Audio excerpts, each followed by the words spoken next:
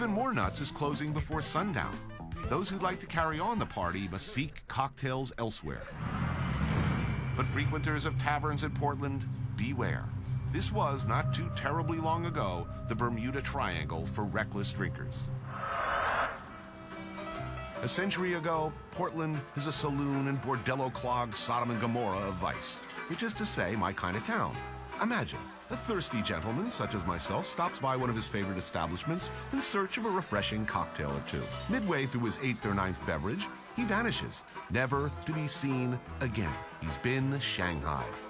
I meet up with a Portland resident whose historical obsession will help me get to the bottom of this curious cautionary tale. Hey, nice to meet you. My name is Michael P. Jones. I'm the unofficial official mayor of the Portland Underground. Portland, why was it such a den of vice back at the turn of the century? You had loggers, sailors, cowboys. All bad elements. People who worked very hard, who had to play just as hard. Most people never saw the other side. Enter through hole in ground? Right through here. The Portland Underground, a once vast labyrinth of interconnected tunnels running underneath bar after bar. Now, how long have you been working on this project? I first went into the underground when I was 7 years old.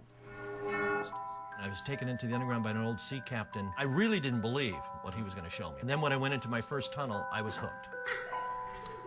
Ah, childhood. While most little boys were riding bicycles and going to baseball games, little Mikey Jones wandered alone in the dark, amidst the cold, dank remnants of opium dens, speakeasies, and things even darker. What were they originally built for? Shanghai. What does that mean? Kidnapping men and selling them to sea captains who forced them to work aboard their ships for nothing. People were standing at the wrong place at the right time in the saloons. Bartender would first press a buzzer warning 2 people stationed here to get ready. Right. Then he'd pull the lever. This was called a deadfall. They'd drag you off to a holding cell, lock you up, and when the ships were ready to leave port, they would take you through the underground to the waterfront, put you aboard ship, and collect $50 per man blood money. And you wake up at sea, no way off. And the furthest port these ships were going to go to was the port of Shanghai, China. We called it Shanghai.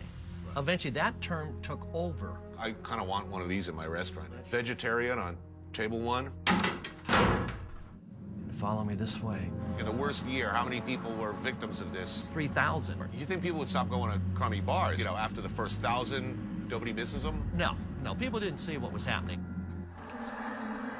Oh. Before they locked these guys up in the holding cells, they took their shoes, because the Shanghaiers broke glass and spread it throughout the underground. So if they escaped, they couldn't run too fast or too far. And of course, they could always follow the trail of blood. Creepy. This section right here is where a lot of people have heard the cries. And when we investigate, there's nothing here. But we still hear the cries.